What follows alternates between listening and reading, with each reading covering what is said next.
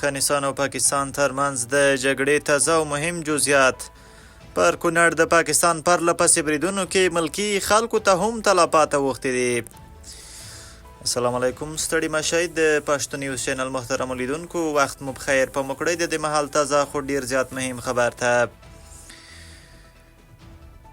راپورونه وایي د کونړ ولایت په بېلابېلو ولسوالیو کې د پاکستان بریدونو کې د ملکي خلکو کورونه هدف ګرځېدلي دي.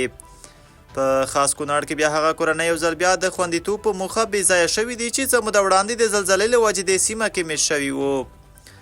دوی په کېږدیو کې ژوند کوه، خو اوس د بریدونو له وجې اړ شوي چې دغه کېږدی پرېږدي. بلخو بیا پاکستان له طالبانو سره د جګړې له پیلولو وروسته پېښور، کویټه او یو شمېر نورو سیمو کې لسګونه افغان کډوال نیولي او زندانونو ته یې غورځولي دي. دوی په افغانانو پسې کورونو ته ننوځي او د اسنادو لرونکي او نه لرونکي نه ګوري او موټرونه ترې ډکوي. د محلي منابعو په وینا پرون یان ښځې او ماشومان نیولي او له ځان سره وړي دي.